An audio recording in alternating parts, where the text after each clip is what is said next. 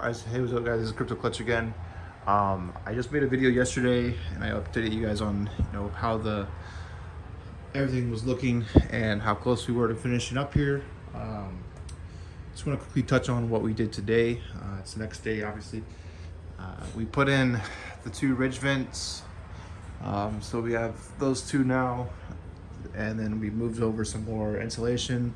I'm not really sure what I'm going to insulate yet.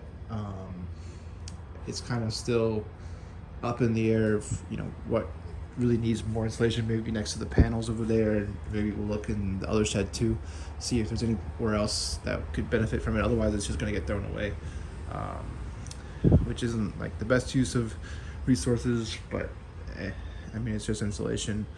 It would be nice to have more of it, but I don't really think it's gonna, I mean, I guess I could always put it up on the roof before throwing it away. I don't know if it would really matter, but yeah. So pretty much the only thing that's left to do in here is do those CT meters like I was talking about yesterday. I'm also considering purchasing metered PDUs instead of non-metered. That way I don't need to do all the branch circuits. I just need to do the 8 200 amp ones.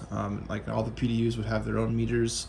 Only problem with that is if the meters are like hard to see, then like it might not be very useful, versus if it was like over here on the wall, it's easy to read. But I don't know, that'd be something we have to figure out. And then pretty much the only other thing that we did today was putting, other than the 2 ridge vents, was out here. We finished up shed 1.0, doing the intake louvers on this one. So now we have matching sheds. So we have 8 intakes on this one and 8 on this one. Now granted, this one still has more airflow just because it has 2 of those floor grates, which are about 14-ish feet long each, maybe slightly longer. So this one actually has way more airflow than it actually needs, but that's not a bad thing. I can filter this one more, and if I figure out, like, if I find a filter that works really well over here but doesn't work over here, what I might do is just add some more floor intake over here. That way we can match, we can keep the fan satisfied while filtering in some of the air. So power company still has not came out here and put the new transformer in yet. It's supposed to rain the next couple of days, so I don't see them doing it anytime too soon. But just want to quickly show you guys what the sheds are looking like. The plan for this shed, when the power gets turned off to it, is to take an air compressor like I told you and just completely clean it out, because it has gotten really dirty over the almost last 3 years, and it needs a thorough clean out. And I'll probably clean a lot of the miners too while they're here and turned off. And then this one, while they're putting in the power, I'll also be working on moving over GPUs from the warehouse and bringing them in here. And I know I talked about, I was supposed to know if I was moving to which warehouse I was moving into. Well, sadly, the dude who's next to my new potential place, he wanted to talk to the owner of the place I'm trying to rent, and I guess talk to them directly and see why they want that easement, is what it's called, for power running back there. Hopefully he'll work with her and let me do it. Otherwise I'm gonna have to figure out something else. But with the way the markets are going right now, I don't even know if it's worth renting out anywhere, because I could probably wait this out and just go back to just being in sheds and just turn off some of the stuff, because I mean it's already close to not paying electricity alone, and if it's not profitable, there's no reason in trying to run it and pay rent for it. So I don't know, I'm kind of in a hard situation again due to this crash. I'm hoping that this bear market or whatever, this crash, really, I don't know how else to describe it, is like somewhat of a temporary thing where it's it's going down too fast, and it'll start slowly just evening out and recovering. But it really just depends on what the Fed comes out and says they're going to do with the interest rates, I guess. So it's not looking good for my profits in the warehouse. Basically, I'm going to tell the warehouse owner, like, in August, end of August is the last day I'm going to be there. Is what it's looking like. I mean, I don't really have a choice right now. I can afford to lose, that much 3 months rent. But after that, I don't really have the savings in my accounts to, support that, and just keep losing money on it for no reason. Especially when I can find somewhere that's a lot cheaper and can get at least this amount of power there pretty easy. Like I said, I never did upload the spreadsheet of how much this shed cost me, but it was about, I would say, $21,000. And that's with these louvers and everything on them. And I didn't include these louvers. It's about $1,500 in louvers. I think 2,000 in fans. Maybe it wasn't that much. It was 300 times 6. Yeah, it's about 2,000. $2,000 in fans, and then all the electrical stuff. It's probably, I don't know, 3 to 4,000 ish. Then it was another 1,000 to bring the line over, and that could vary greatly depending on your power company. So luckily mine gives me credit based on my estimated load, and with my high estimated load they give me a lot of credit. I don't really have to pay much for the difference of doing overhead versus underground.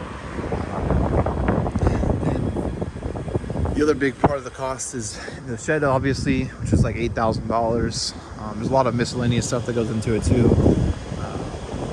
It's really hard to estimate total without keeping really good track of your receipts, which I have them all. It's just you're going in and totaling them all. It's kind of a pain. But if you just want a rough estimate, I would say $20,000 to $21,000 is what it cost me to build this shed. It's not a bad price for what it is.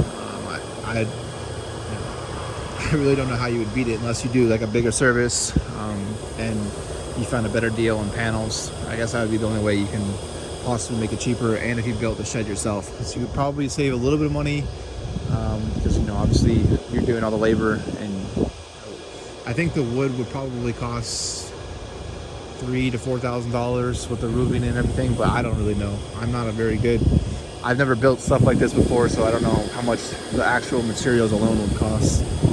But obviously that would take a lot longer to build, so it just depends on how fast you want to get up and running. But yeah, this is stressful times for me for sure. Lots of big decisions being made, and well, some of them are being made for me. I don't really have a choice, but still very bullish long-term on crypto.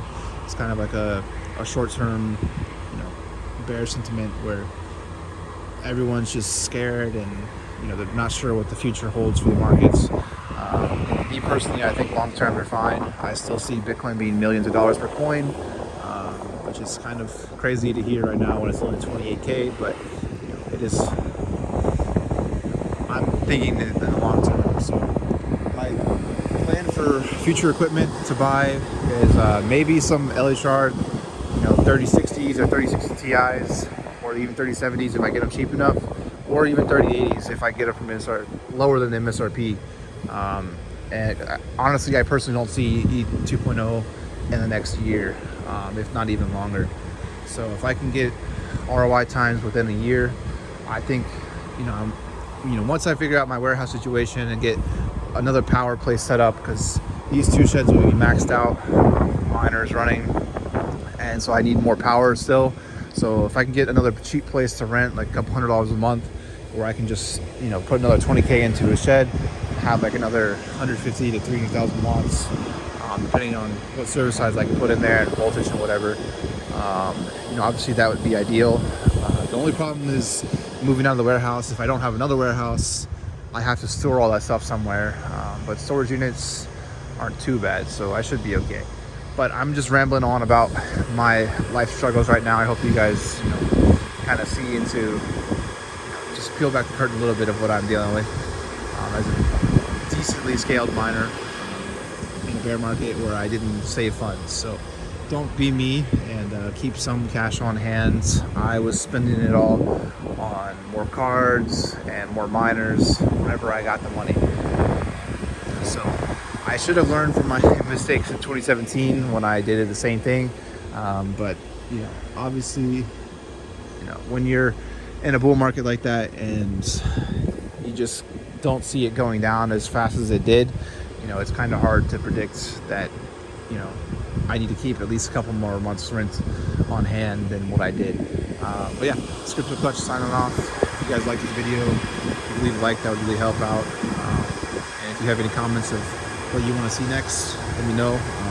Maybe you guys want to see me cleaning out the shed and all the dust that's in there. Let me know. I still got to clean out this one, but this is mostly like moving tools and stuff out from building the shed versus over here is like dusting and all that stuff. So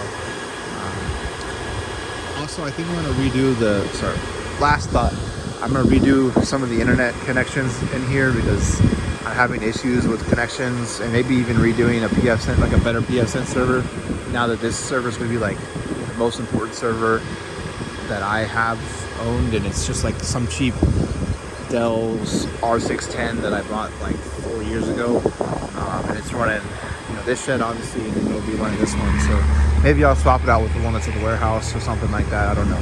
But yeah, it's good to press sign off.